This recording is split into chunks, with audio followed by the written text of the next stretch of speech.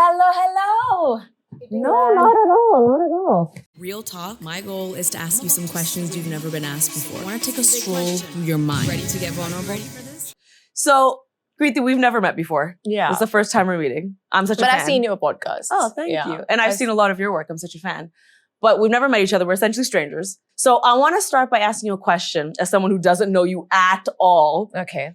Young Kriti, like I want you to think of like the less than 10 years old version of yourself, okay?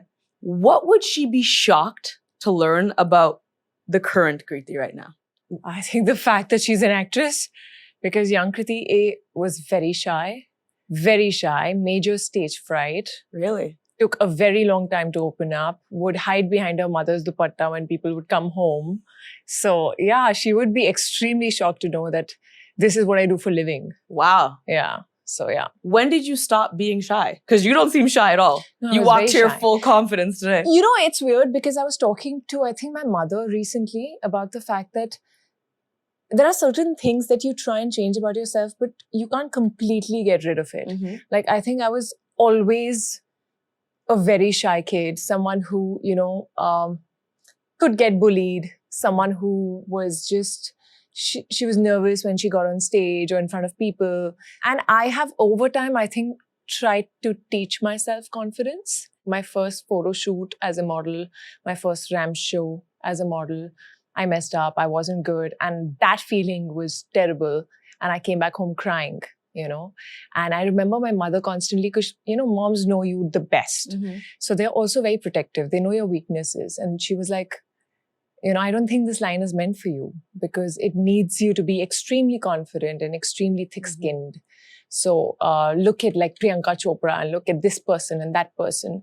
But I think I'm proud of the fact that I always went back for the second show and the second photo shoot. I didn't give up. Would you say that she was completely shy, that shy kid? Was she also really critical of herself? Oh my God, you're hitting the spot. As I do. Because I was like, shy is oh my God, like I don't feel comfortable sometimes around people. But there's a difference between that and also being like, I just did something and I'm going to analyze every part of what I just did and dissect it and then think about it over and over again. And I'm an overthinker. I'm a complete overthinker. Welcome to the club. Welcome to the club. Such a pain. I know. Were you, for as long, your youngest memory of yourself, were you always critical and shy? Oh, yeah, I was. I think I was. Like, I would give a maths exam and write all the answers on the side so I could go back home and check if they were right. Really? Yeah. Nerd. Yeah, nerd. And my mom's a professor in Delhi University. Mm-hmm. So my mom used to teach me at home.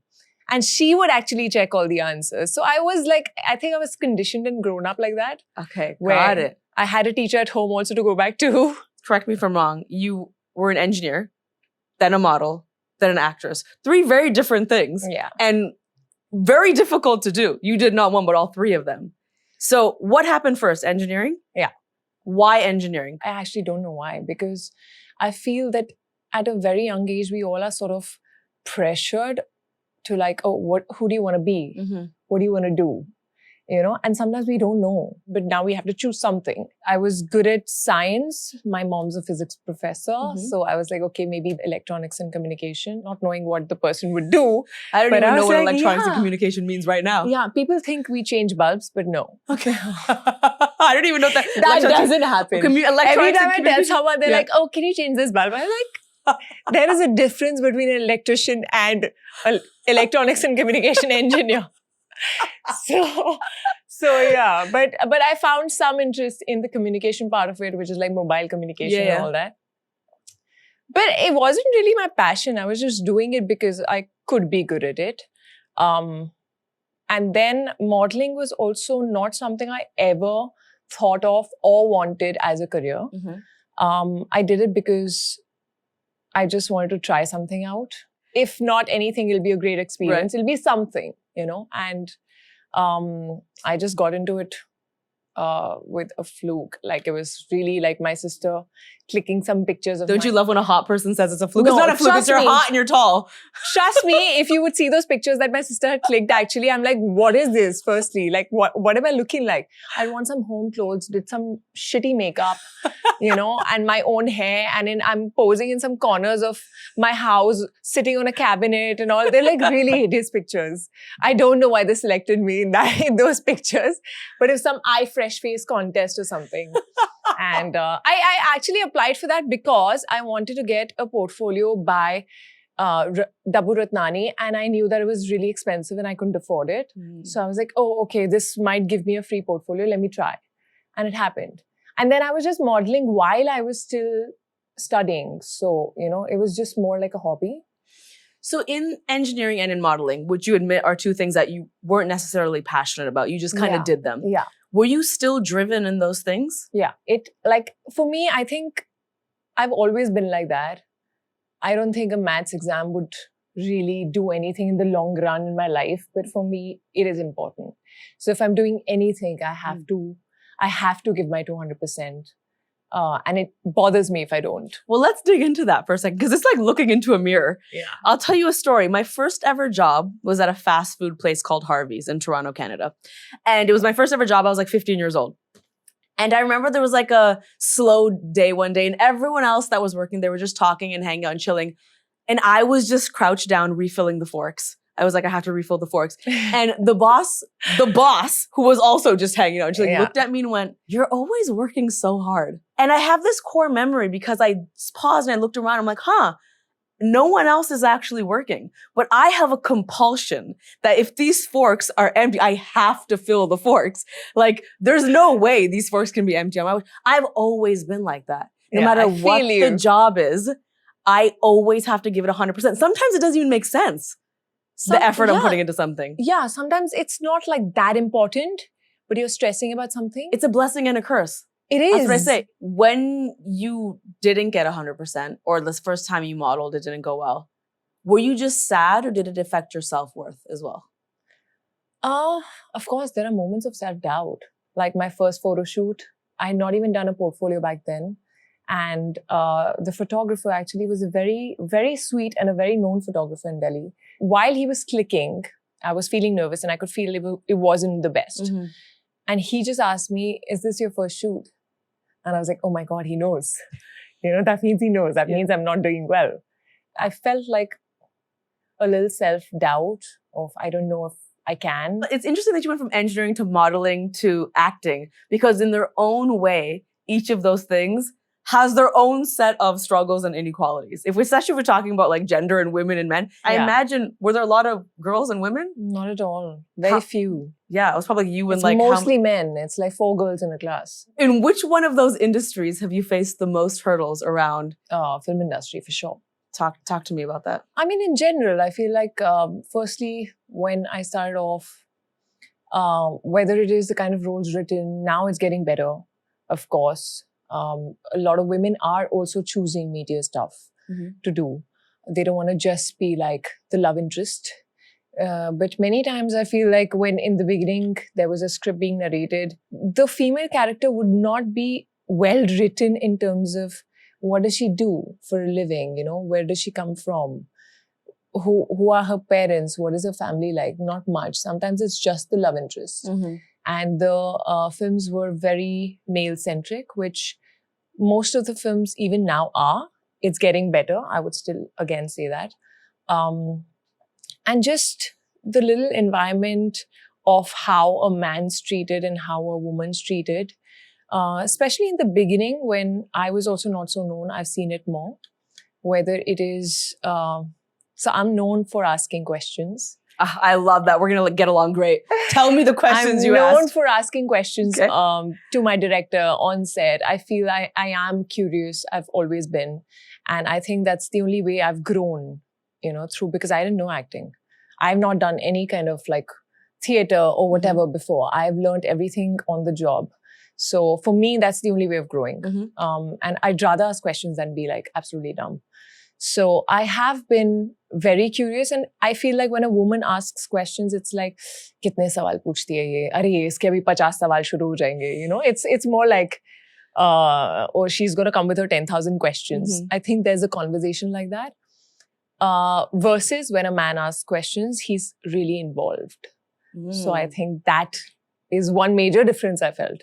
Because so many times I would say the same thing and it would be like, don't overanalyze it, you know. And if it would come from the guy, it would be like, yeah, okay. Yeah, maybe we can do that. So I felt like I said the same thing, you know. So that I felt initially. I have been on, though very few films, because I can't take all the discrimination and I would kind of stand up for myself.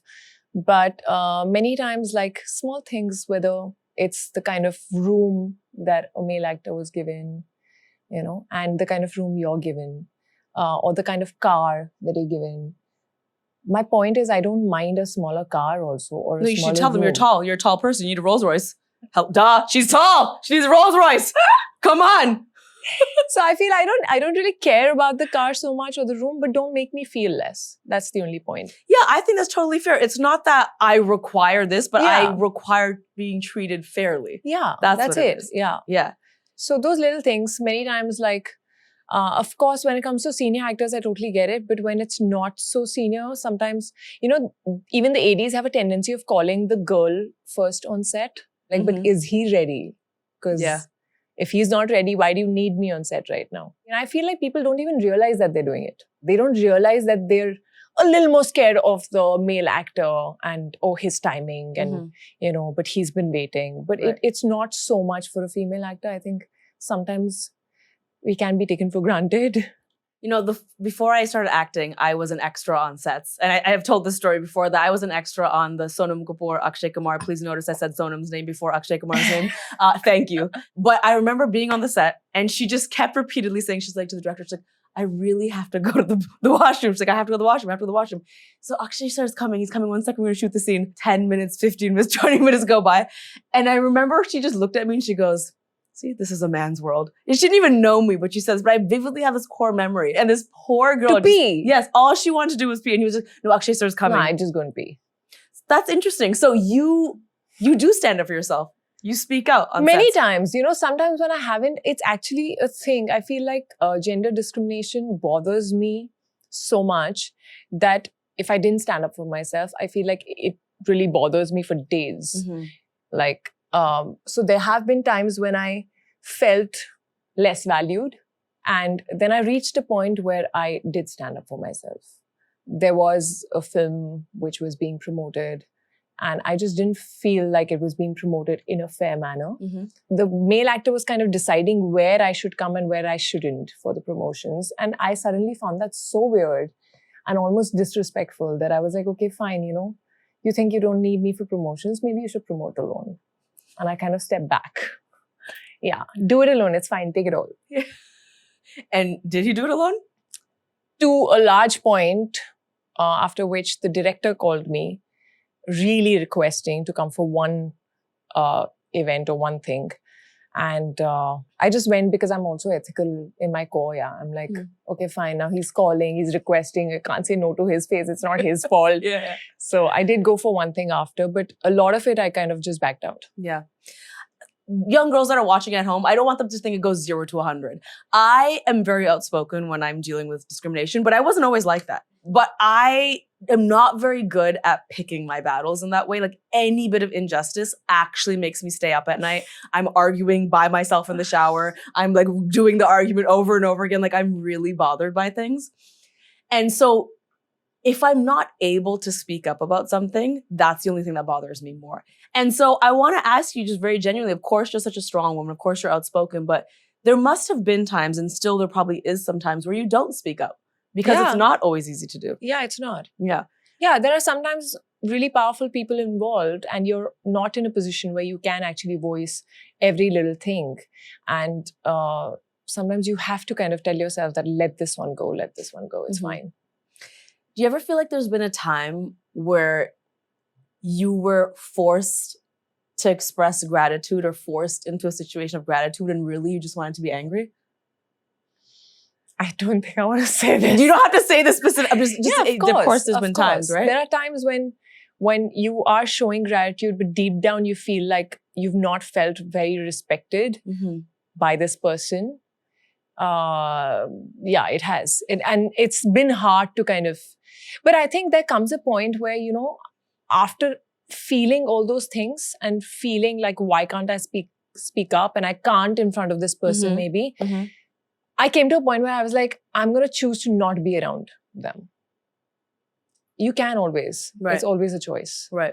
So I feel like people who are making you feel this way, and also you are stuck in a position where you can't really say much or do much, try and not surround yourself with them. Try and be as away as you can. Yeah. And I've tried. My first film came out and this is a really big deal for me. And I was like, I really want to do a good job and I want to make sure I do the most to promote it. And I want to make sure I have no regrets around this and I give it my all. The amount of men who have spoken down to me during this process that I actually had to call my therapist in an emergency session one day because I was like, I'm so disappointed in myself because you know me, I'm a badass. I'm so outspoken. I put people in their places.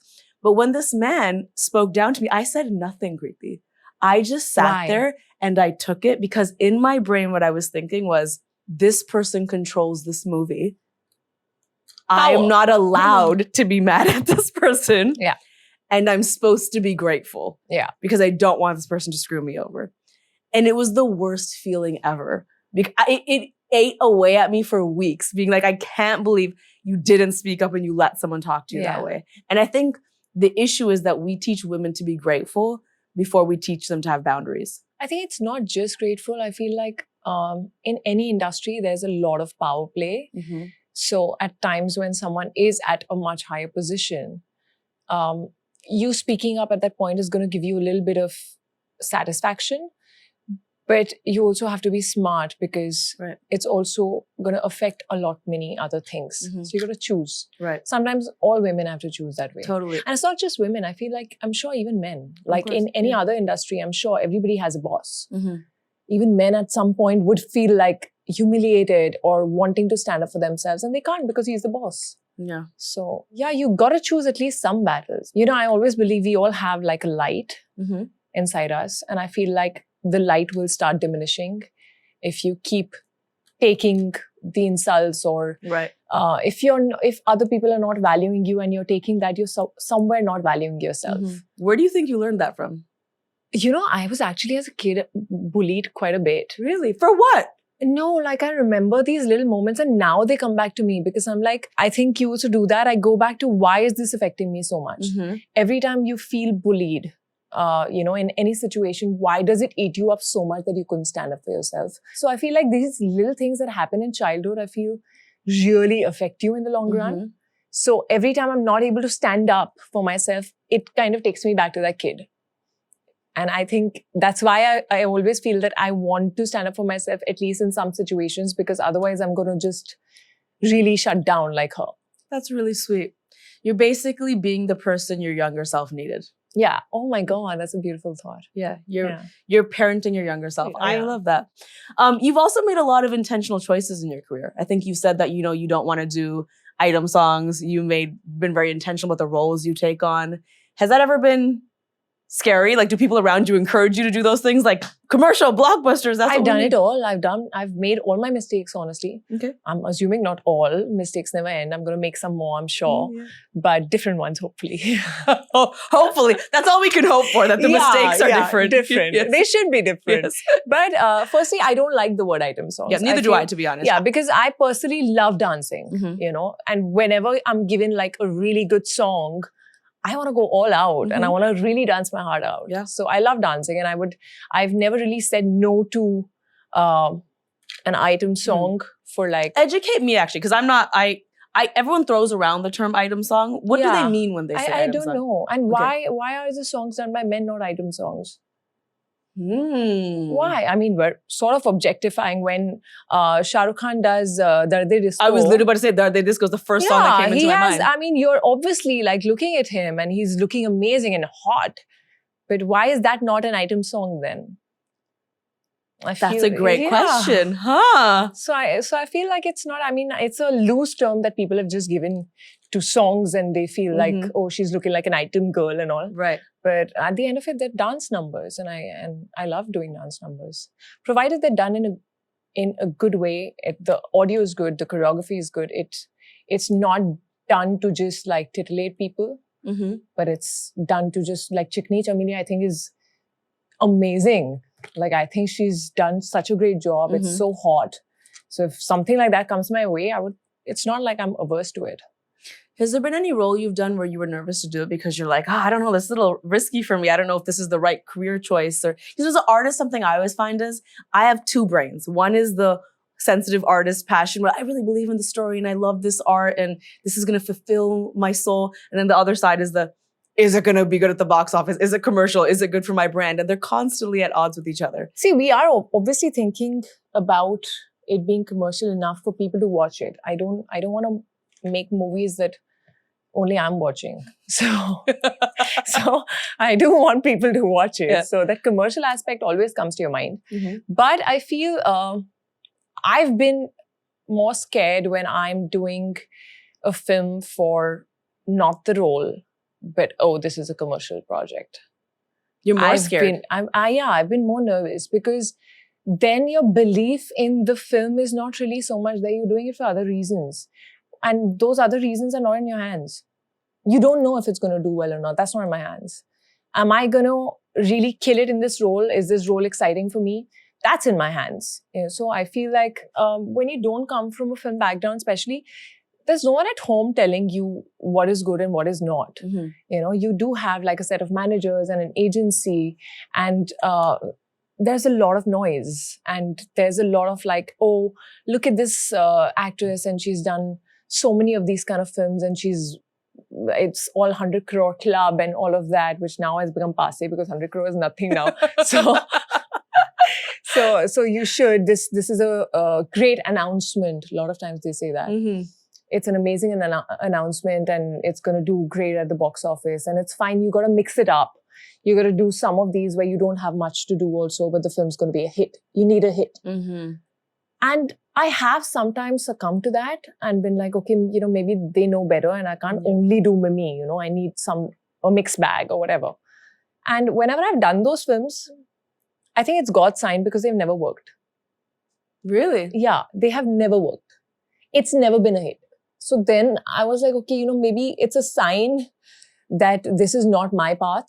It might be for someone else, but not for me. Even if the film doesn't work, but I've enjoyed the process of it, I think I take back something.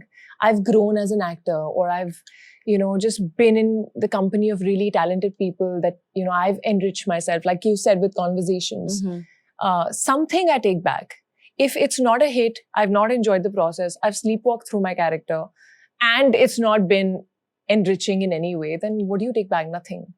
So it's literally like you've skipped a film. Well, to tell you, I've enjoyed Mimi more than most commercial movies. Thank you. It gave me more than most commercial films also. Well, let's talk about that because it's a film that deals with a pretty taboo subject, this surrogacy. Yeah. Which I've never seen discussed in a Hindi film before. Maybe I haven't seen them, but I haven't seen it discussed at all. Yeah. Were you nervous to do a movie about a subject like that? Were you nervous about what the audience was going to say? Actually not. That's what I said. I feel like when my heart is convinced, when that gut feeling is there, I don't think I get nervous about how people are going to perceive the film. It's when you have doubts is when you start thinking of people will have doubts. So I feel like, when I was taking the film up, there were people who said, surrogacy is a very serious subject, not knowing what the script is. The script actually has a lot of comedy. Yeah, it's super fun. I laughed out loud so many times. And I love the fact that a serious subject is wrapped with comedy and entertainment. I think that's the best way of conveying anything to the audiences and leaving a mark. And there were some people who were like, oh, you're getting arty, huh? So arty? Yeah, very arty films you're doing. So again, those people had no idea what the script is about. And then they were like, oh, you're pretty young. Why do you want to be a mother right now? Because I had to gain about 15 kilos for it.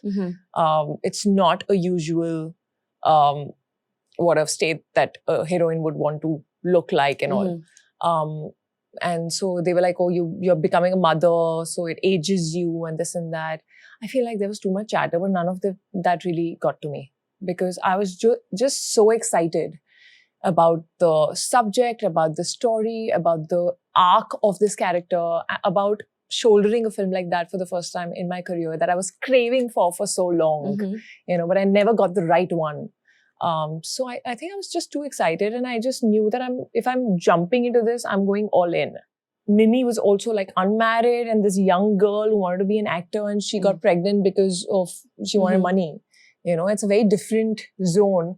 But I feel like all women, at least I feel like we have this motherly instinct and this feeling inside us of nurturing and caring. So for me, that the role came very naturally, even though I've never been a mother, and a lot about pregnancy I didn't know, which I got to know through the film.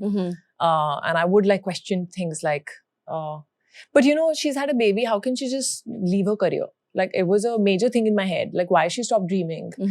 And Lakshman sir said that, when you become a mother, you don't think logically like this. Everything takes a little bit of a backseat, and some things are not explainable, how much ever you want to fight for it. Sometimes it just becomes all about the child, and it just comes from within. The moment you see your baby in life, whenever you do, you will know what I'm talking about. So it was difficult for someone who questions a lot. Exactly. Yeah. I'm not going to lie. When I watched it, I said the same thing. And I loved the movie. And I was watching it. I was like, see, this is why I can't have kids. Because it's going to make my dreams change. For me, that's how I felt watching. I was like, other people, that's great. Listen, feminism is all about choice. If you want to have kids, that's great. And for me, I was like, I also feel like where she came from, she didn't have the resources. She never got the money. Yeah. Yeah, that's true. Yeah, so she couldn't really do anything about it. Wow, so this is a complete dissertation on Mimi. Sorry, we've taken a tangent. So don't worry, your dreams won't change. Perfect. I want to talk about another film that I absolutely adored called Crew. That was so fun, and also just such a breath of fresh air, because I feel like growing up, I mean, I'm sure you can relate. I grew up with Hindi cinema. Yeah. It's exclusively what I watched. Same. I can't tell you growing up I ever saw a movie that was led by 3 strong women that are messy women, which I really like, who lie and steal and make bad choices. Not your good girl. Exactly. Yeah. Talk to me about that. When you read the script, what was the process? Was it a no-brainer? Were you nervous about that? Honestly, I just got a narration. I found it hilarious. Like you said, a breath of fresh air. I felt like, oh my God, why don't people write comedy roles for women? I think women can be great at comedy, but it's just usually they're reacting to it. They're not doing the comedy. So it was very refreshing to hear something like that, with like 3 women belonging to different generations, coming together, doing this, not a very feminist film or trying to give any message at all. Usually I feel like when people are making women-driven films, it's either slightly not so commercial, or it gets into a messaging zone, or it gets into an intense zone. It's not just fun. Now here, it doesn't matter. Those 3 could be men, but they just wrote it for women. Right. So it's not really related to the gender. And it's 3 people really having fun and making you have fun while they do. So it was a no-brainer. I just heard it. I was like, I want to do this. It's one of the ones where it's feminist, not because it's trying to be feminist, it's mere existence. Its existence makes it, because just 3 women being 3 women, and I always say, people, there's room for all types of film. Yes, some films, you want to have that message there. You want to be like, this is what we're trying to say. But there has to be room for the movies that are also just like, we want 3 messy women doing messy things and having fun. You have your own production company too now, right? Yeah, I do. Blue Butterfly Films, yeah? Why the need to do that, though? I think I always wanted to kind of get more involved in certain films, which had my heart. And I felt it during Mimi, because I was just so passionate about that project that I felt like I would love to be involved in something more than just being an actor. How the story is written, how it sort of comes together. I would love to do more. And I think that doing more of course, I don't want to direct. So that's you don't want to direct. That's very hard. I can't be with one project for that long. I want you all to bookmark this for 10 years from now, for when Kriti is directing a movie, because I guarantee a lot it will of people happen. have asked me this question, but no, I don't want to direct, because I feel I'd rather tell more number of stories as a producer, because I wanted to be involved in telling stories that I really was passionate about. And sometimes just support them more than just being an actor. And sometimes when you don't find opportunities on your table or people are not writing the kind of roles that you're craving to do, you have the power to create them. So I feel like for Dopatti, when I did that film, I was craving to do something which challenged me as an actor. I also felt very deeply about domestic violence. So I felt like not much had been done, not enough had been done on that subject. I felt it like since forever now about that subject. I've always voiced against it. And then I was like, okay, now I can get this opportunity to also do something as an actor that I haven't done before.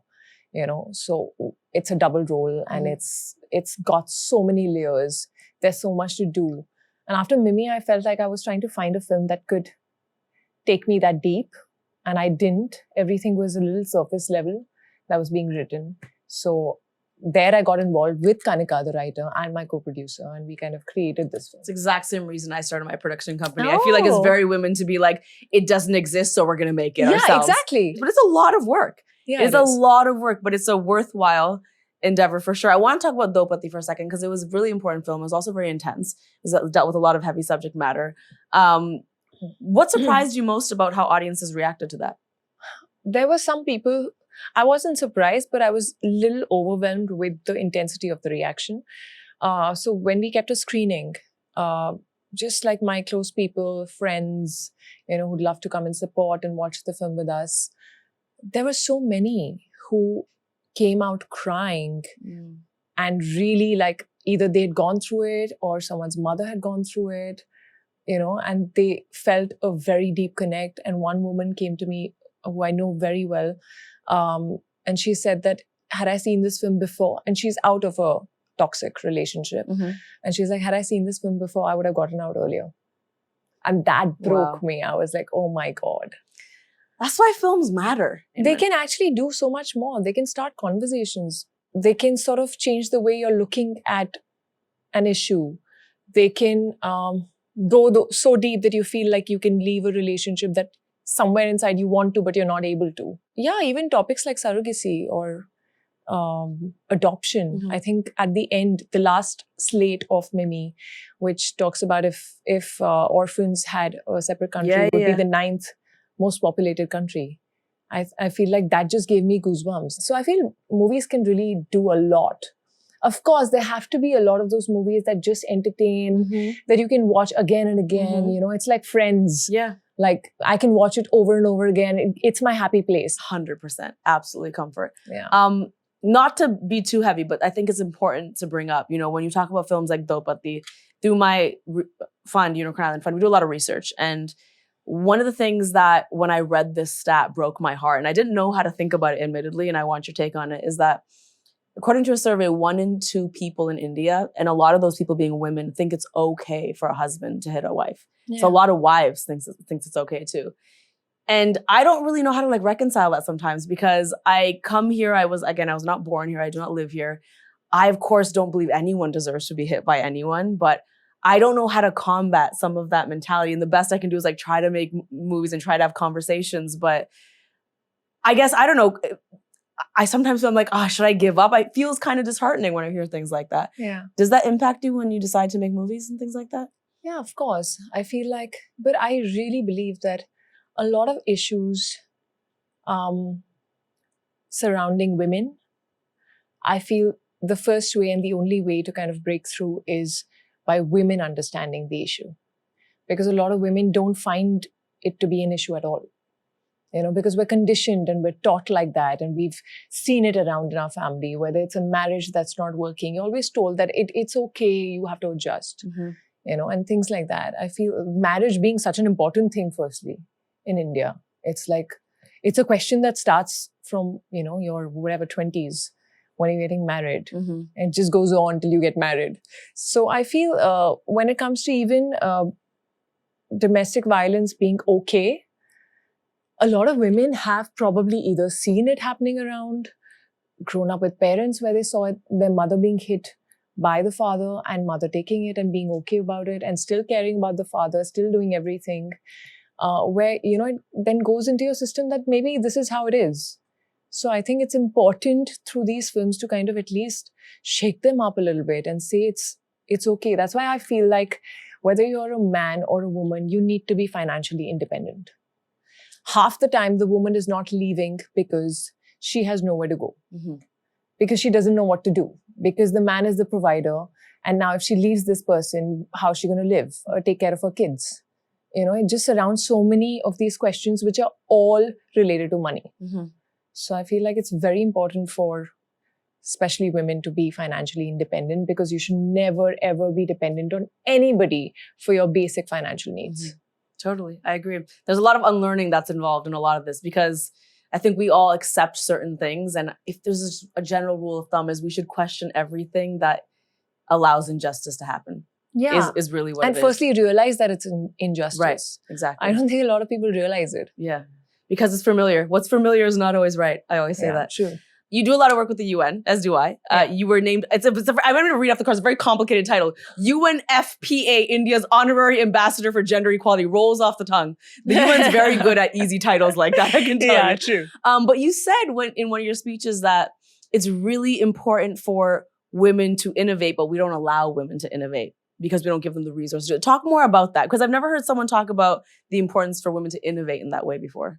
A few things that really took me by surprise was when we talk about women's health, when we talk about innovations happening in the health industry or any other industry, women are usually not at the table.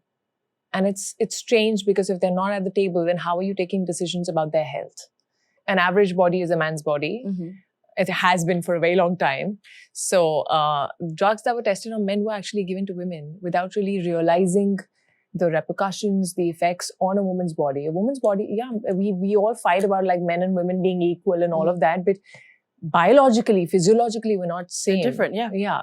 Your car safety measures were tested on man's body, but women have different neck, weaker muscles around certain areas, which needs more protection.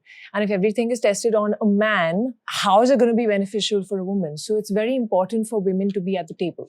I recently made the switch from a male physician to a female physician, like a female doctor. And I did my blood work with her recently.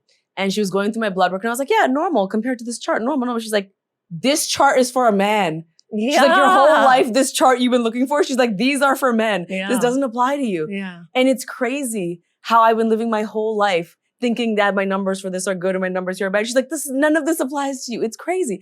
50% of the human population. Yeah. Medicine is not made for us. Yeah. True. That's absolutely But that's shocking. Because that's like the basic need. I know. Truly, the basic need. Yeah. Let's play a little Would You Rather. I have a feeling you're going to be really good at this. You're a little spicy. I like it. I'm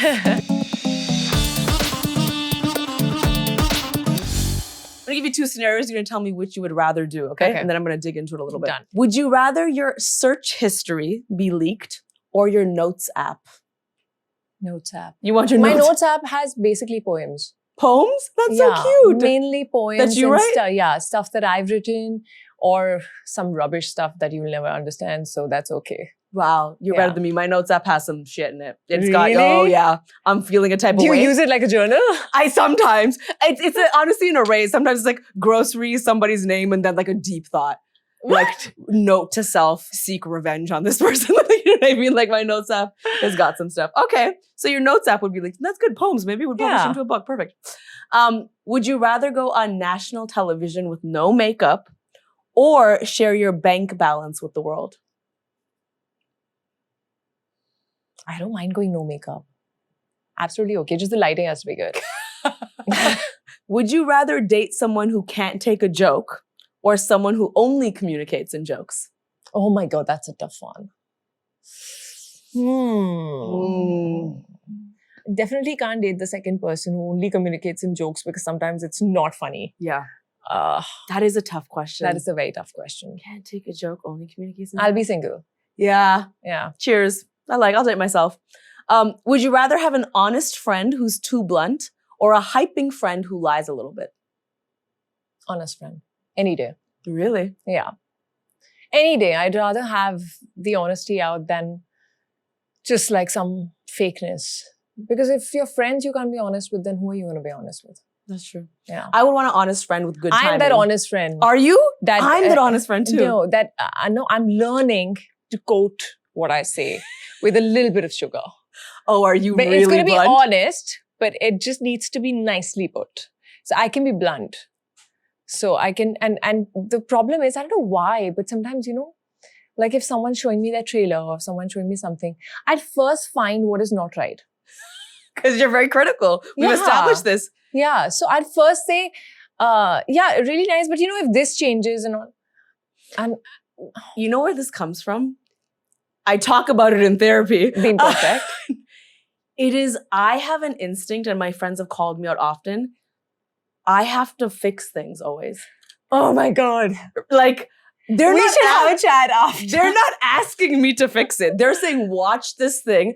But sometimes they're asking for an opinion. So here's a trick I've learned. Are you ready? This saved so many of my friendships. If someone is saying, I want to tell you something, here's a story, watch this, I just ask a simple question. I say, do you want me to listen or do you want my advice?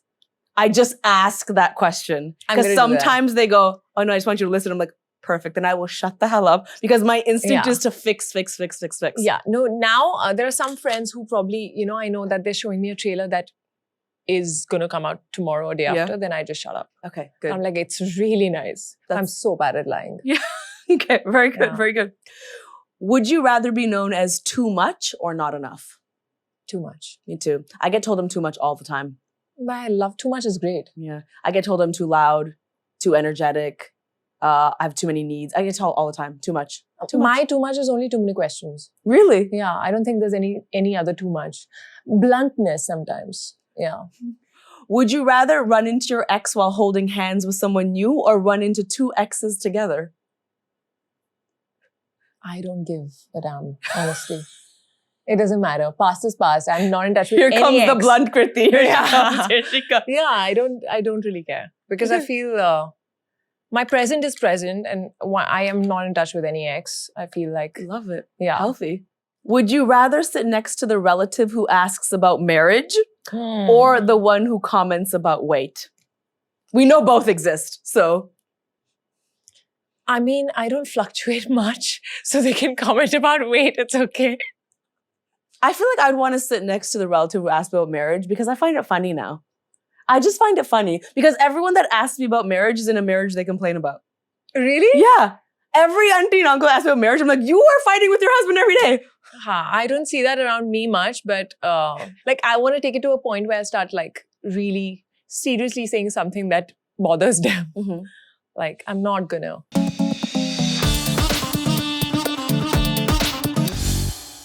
I feel like I've learned so much about you.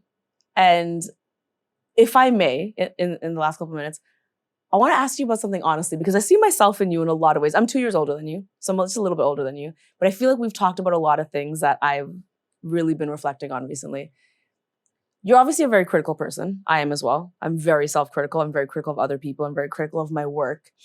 Have you gotten to a point in your life where it feels exhausting?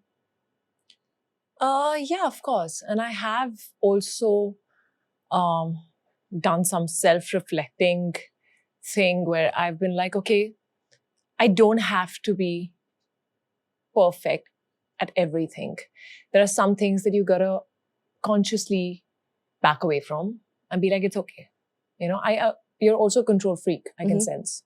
Yeah, I can also, if I'm doing something, whether it's like my skincare brand and, you know, earlier I used to like really kind of get into like detailed management of every little thing. And now sometimes certain small things, I'm like, okay, you decide.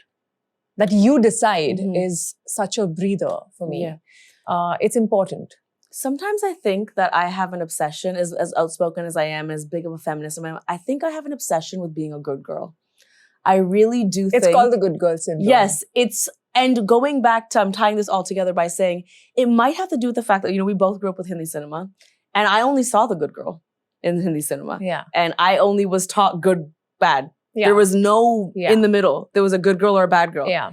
And so I feel like now, if the internet is ever mad at me, even if I totally believe what I'm doing is right, I have a complex around like, I need to be a good girl. I need to like work really, really hard. And it's tiring. Yeah, I feel like the good girl syndrome is also about like, your close people, you're always trying to please everyone. And sometimes you keep yourself last in it. You don't realize you're doing something because you don't want to hurt someone or you don't want to, you want to be there for someone. But sometimes I think we kind of keep ourselves last. And that's also a woman thing. I feel like women don't take care of themselves enough. And they're always prioritizing other people's health and other people's needs before.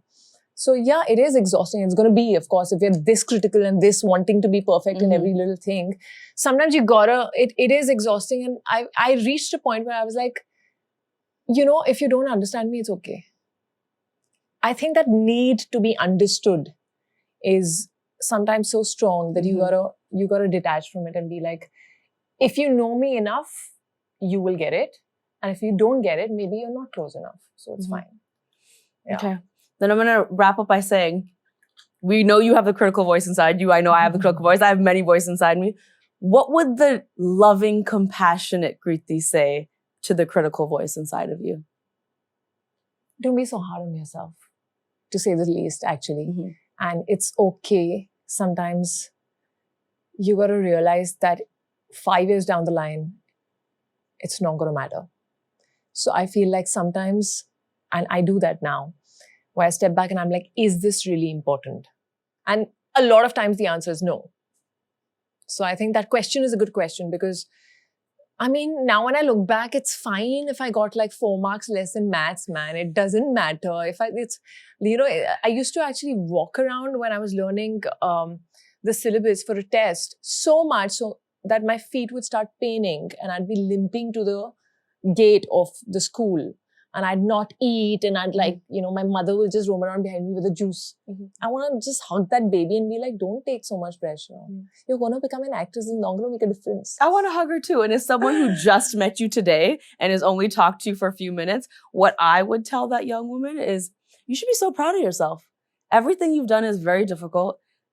Going from engineering to modeling to acting is not easy. The way you stand up for yourself is not easy. You had no blueprint to do any of this and you've remained driven and you should be so, so proud of yourself. It's not easy to do. Thank you. So I am proud of myself. Yes, as you should be. And thank you so much for taking the time to talk to me today. Thank you. It was lovely, actually. Did I ask you things you've not been asked before? Absolutely. I love this connection because I felt like, oh, there's someone else also who feels the same way. I know, right?